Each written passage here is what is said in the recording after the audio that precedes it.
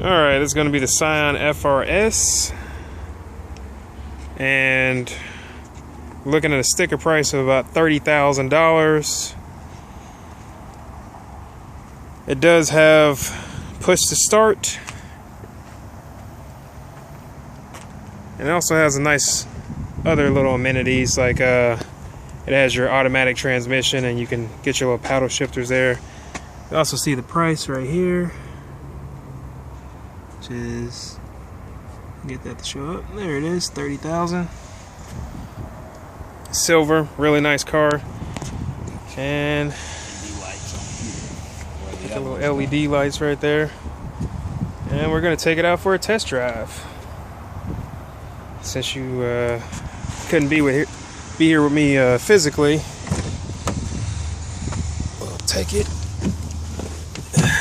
with me. All right. Well, first thing I noticed about this car is it has very good seats, so I do like that. Let's see here. Nice, good startup.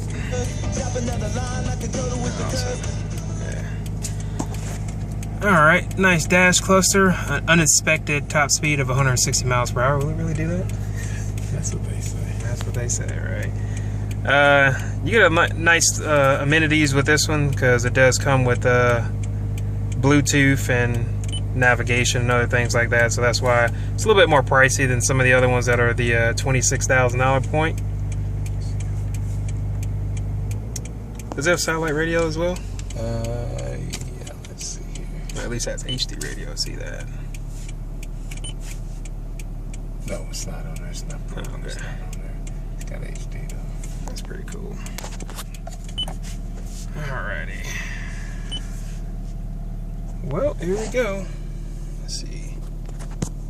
Mind if you hold that for me real quick? Back this thing up. Oh, wow. It's pretty intuitive.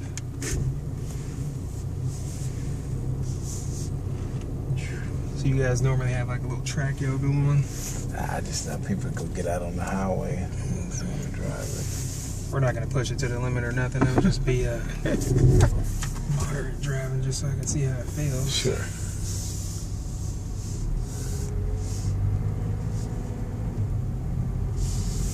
There's a really cult. Go up one more right there. There's a really cult following behind these cars because you guys used to have a car called the AE86 way back in the day, and people just used to rave about those cars. Yeah. A lot of those cars didn't make it to the United States. Yeah, that's true. I saw a lot of them over there when I was over there in Japan. Yeah. And people, they really love those things.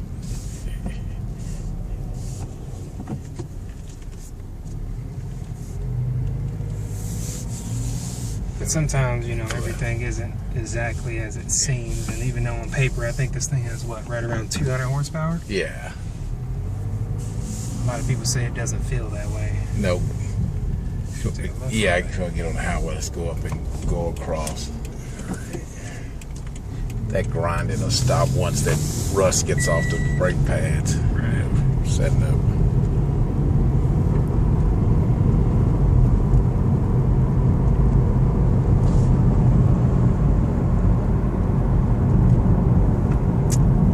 Yeah, I'd say my initial impressions of this car is that it's very smooth. Yeah. You know, a lot of times with certain cars kind of feel like they kind of overcharge for certain things and then they don't really deliver on the things that they say they're supposed to deliver on. But seatbelt. Safety first, right? Yeah, I forget about these things. It's a nice little chime though. I assume that probably won't go off. No. It's weight sensitive, so anything over. Oh, we got a car stalled. That's why everybody's going different directions.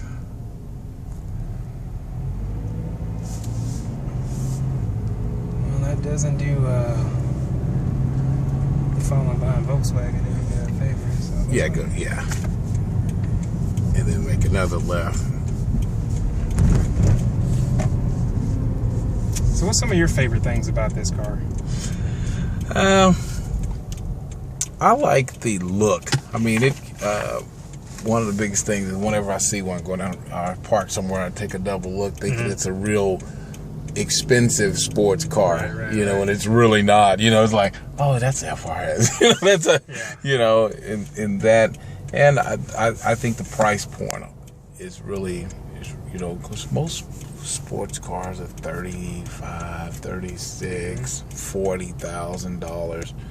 And this gives you a nice variable option with, it has the look. It looks like a sports car. Right. It just doesn't have the performance of it, which in turn saves you a lot of money on insurance.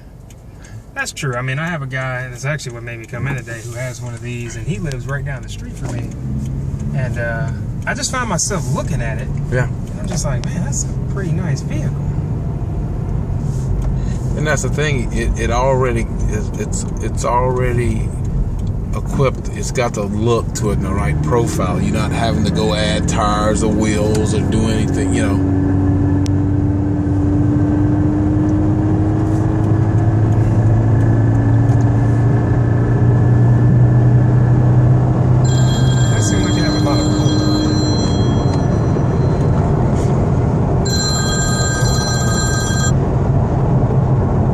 Thing I see about this car is that the digital cluster is really nice, but this car does that Aston Martin bit to where it goes up. Yeah. This car will get you in trouble. Yeah. Because I was looking, and normally where you think you're at the 40 or 50, I was already at 60 miles per hour. Yeah. Like already. Yeah, it's surprising the way the gears are ratioed on it. You can go up further if you want to go up to Scott Street, go that way. Go ahead and step on it.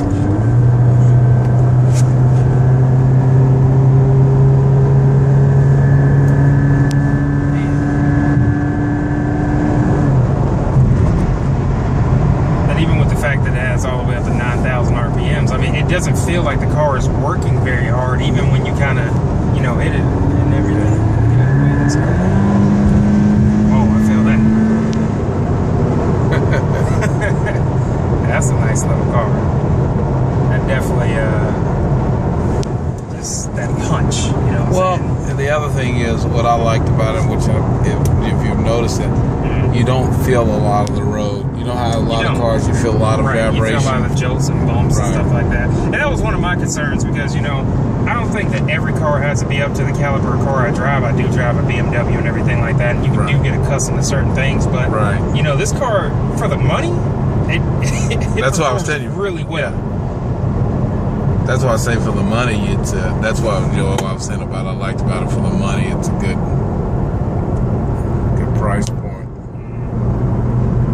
And I could tell that even in a dynamic situation where you were really trying to hit it, I wouldn't feel like I would even need to utilize the paddle shifters all that often. And I think that even if I did, it would really be pretty surprising because it already pulled really hard even when we were just driving normally and everything like that. I can only imagine if I actually put it in the sport mode and really tried to get on it, what it would be like. I'll save that for if I actually purchase one. I like to stunt other people's stuff like that. I ought to get out there and get it. But yeah, I was looking at one of these for just like a little fun car for me and the wife and everything. Right.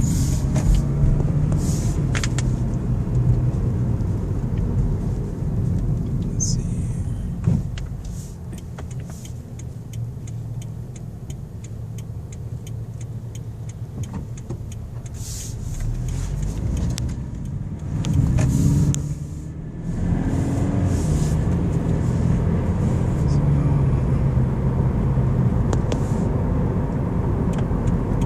Follow the truck. Yes, indeed. There we go.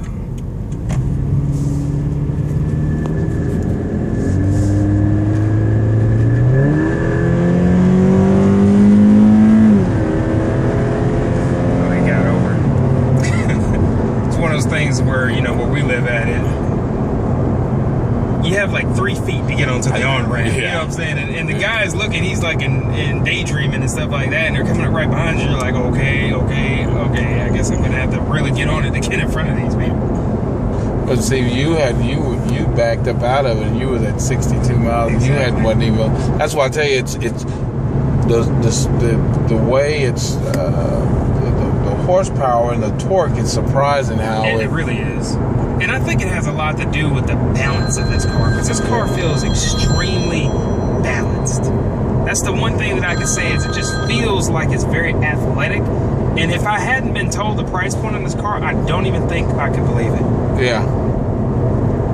Because this thing is definitely on par with some of the sports cars that are seemingly way out of its league as far as the price point is concerned. But it really does drive home the point that you don't have to pay a whole lot of money to still have the same amount of fun. A lot of times that is the case, but in this particular case, I think you guys did an exceptional job.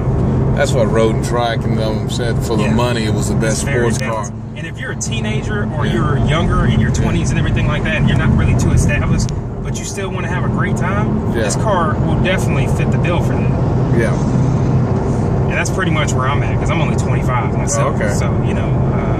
Get off here, and that way you don't have to make the loop back around. Right. Yeah, no, that's when Toyota came up with Scion. That was their whole focus, because in their study groups, get in the middle lane. In their study groups, what Scion was created. They did a 3-year study, and what made Toyota start doing that. They said, okay, the average Toyota buyer is this age, in their 50s, and they're saying, okay, how do we capture the next generation of buyers? And so the 3-year study said, well, they wanted to be they want a car that was different, just like all the rest of them. Right. You can plug in, what do you mean by that? You can plug in, or you can go in and create it and build it the way you want to. Right. They wanted, they didn't like the fact of having to go into a dealership and negotiate it. So they wanted they want to know, go online, build a car, this is the way the car is. Come and pick it up. And just come and pick it up. Right. And that was a reason for that. And the other one is, okay, if you buy this product, if you never owned a Toyota, and Toyota's got very good liberal credit for people who first-time buyers, don't have credit and things like that. Right. So Toyota's saying, if I do that, they know they've got an 80% retention rate. So if I get you to buy one, you go back and as your lifestyle changes, if I'm saying, hey, Toyota's a good car, we don't have any problems out of it, then you're going to come back and you're going to buy a Camry, you're going to buy a Corolla, you're going to buy an Avalon, a 4Runner, a Tundra, whatever you need. So that's Toyota's way of introducing people to its product line and getting them to stay brand loyalty. Yeah, brands. Yeah. So that was the reason why they came up with Scion, because there was a car called a Cutlass Supreme back. It was the number one selling car. That was the number one selling car in the world. Right. Well, what happened to Cutlass Supreme?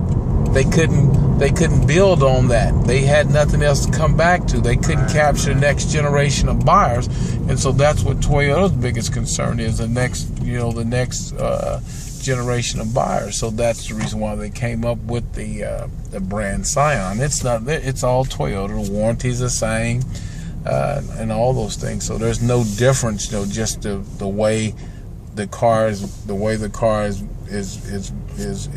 marketed is really what it all boils down to. If you ever notice it, you'll never see a Scion commercial on NBC, ABC. You can get through there. He's gonna be it's plenty of room. This is a common occurrence out here.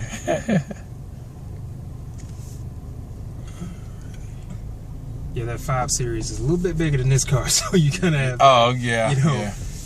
You have a sense of how big your car almost becomes an extension of yourself. Oh, yeah. I'm like, I'm a little bit. It's like a personality. I tell people all cars have their own personality. You just have to get used to them. And I'm a firm believer in that. After you've had your car for a while, you'll know what it'll do. Yeah, it's fine. You'll know how it'll turn and what it'll do, what it won't do. Exactly. Yeah, well, they say happy wife, happy life. So I was looking at the Corvette, and I definitely liked it, but she wants a back seat. So even though I'll test drive, it might actually be out of the running. All right. Well, and also, look how many dollars you're going to save. True. Well, appreciate you, man. What was your name again? John Lawson. John Lawson. Okay, and you're at Hudeberg Toyota. Already.